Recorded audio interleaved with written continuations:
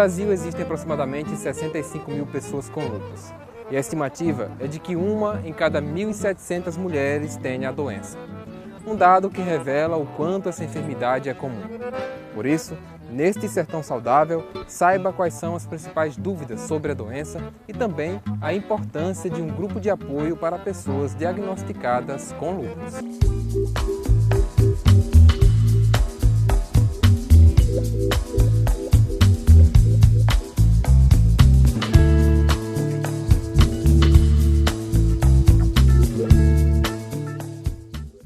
O que é o lúpus? Então, o lúpus é uma doença inflamatória, crônica, não tem cura e é sistêmica. Então, o que a gente acontece é uma desregulação do sistema imune, que ao invés de ele atacar bactéria, outro micro-organismo que vai causar infecção na pessoa, ele acaba atacando algumas células do corpo. E esse processo gera inflamação. A gente tem dois tipos de lúpus. A gente tem o tipo cutâneo, que acomete apenas a pele da pessoa e causa mais as manchas avermelhadas ou eritematosas, que a gente fala, que aí vem o termo lúpus eritematoso, ou o lúpus sistêmico, que ele acomete mais um órgão ou mais órgãos sistêmicos, órgãos internos. Quais são os sintomas do lúpus? Como ele é uma doença multissistêmica que a gente fala, pode acometer qualquer parte do corpo, os sintomas são variados. Então, o lúpus de uma pessoa pode ter sintomas diferentes de outras pessoas. Alguns sintomas são gerais, como febre, emagrecimento, perda de peso, falta de apetite, e outros são específicos de cada órgão que está sendo acometido. Então, se pega a articulação, pode dar dor, inchaço nas juntas, as manchas avermelhadas, urina espumosa ou pressão alta pode aparecer também, dor torácica ao respirar, falta de ar. Esses são alguns dos sintomas do lúpus. Como é feito o diagnóstico? O diagnóstico ele é feito no reconhecimento médico desses sintomas e alguns sinais também. E a gente também lança a mão de algumas alterações de exames laboratoriais, sejam eles de sangue ou de urina. A urina, então a gente já viu que a urina espumosa é um dos sintomas de alerta, um dos sinais de alerta. Outra coisa que pode acontecer são as células do sangue que elas começam a diminuir. Isso gera algumas manifestações, devido à produção de alguns anticorpos que atacam essas células do sangue. Então cai as células sanguíneas, células vermelhas, células brancas do organismo, e a gente tem algumas manifestações, como fadiga, falta de ar, que a gente já falou, e o cansaço. Gostaria de saber se o lúpus é transmissível. Se o lúpus é transmissível, é um grande mito, e que gera um estigma para esses pacientes infundado. Então, o que a gente tem é uma predisposição genética. Então, junto com a predisposição genética, a gente tem outros fatores que conjuntamente podem desencadear o aparecimento da doença. Eu gostaria de saber quais são as complicações do lúpus. Depende do órgão afetado. As mais graves ocorrem devido aos danos renais, que a gente pode ter que o paciente se submeter a uma terapia de hemodiálise permanente para fazer a substituição da função do rim que foi perdida pela inflamação causada pelo lúpus. Pode ter alguma sequela mais grave, principalmente se tiver acometimento do cérebro ou dos nervos também. E no último caso pode acontecer morte se a doença permanecer em atividade não tratada por um longo prazo. Existem fatores de risco? Os fatores de riscos, como a gente já falou, tem a predisposição genética e os principais fatores de riscos associados que podem levar tanto ao aparecimento desencadear da doença, quanto em quem já tem doença, esse lúpus ativar, uma nova reativação desse lúpus, são principalmente a exposição solar, o estresse, cigarro, álcool e também, principalmente, os anticoncepcionais ricos em estrogênio. Por que o lúpus é mais comum em mulheres? O lúpus é mais comum em mulheres porque justamente por essa questão hormonal.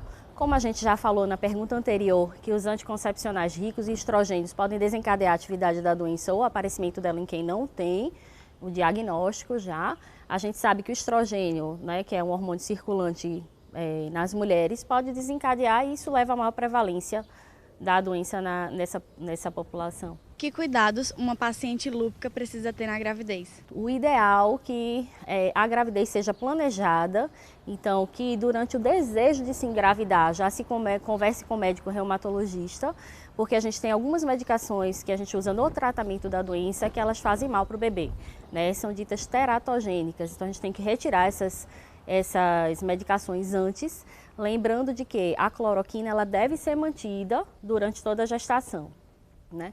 Fora isso, precisa do acompanhamento de pré-natal com a equipe de obstetrícia, idealmente de alto risco. Toda gravidez em lúpica é de alto risco pelo potencial reativação da doença, não só no período de pré-natal, mas também no pós-parto e orientação das medicações que são usadas durante o período de amamentação.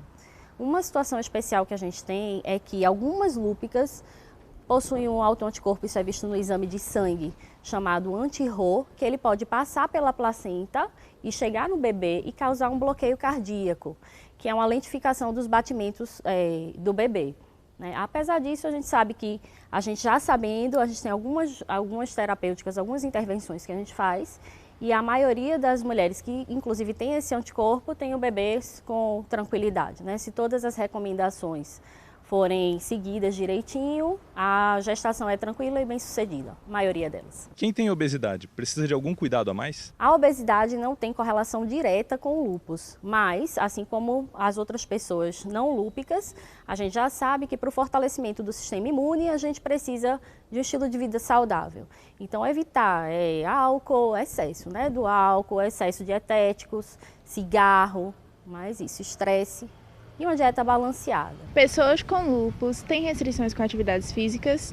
Com relação às atividades físicas, o recomendado é que durante os períodos de atividade de doença, a gente evite o esforço. Mas saindo da atividade da doença, é interessante que seja mantida a atividade física regular, sim, e evitar os períodos de imobilização prolongada. Uma outra informação importante sobre lúpus e uma dúvida populacional também, que eu acho importante a gente frisar aqui, é sobre as vacinas. Então, pacientes com lúpus, devido ao tratamento ou à própria doença, eles já têm uma suscetibilidade, uma facilidade maior de desenvolvimento de infecções. Então, é importante manter o calendário vacinal atualizado e as vacinas, principalmente a antipneumocócica e a anual de gripe mesmo, todos podem tomar. E se o paciente está usando algum imunossupressor, uma dose maior de corticoide, a orientação é que não tome as vacinas de vírus vivo atenuado, que é febre amarela, rubéola, rotavírus e a Sabin. Como funciona e qual a importância de um grupo de apoio? E quais são as principais reivindicações de quem foi diagnosticado com lúpus? Essas e outras informações você confere no próximo bloco.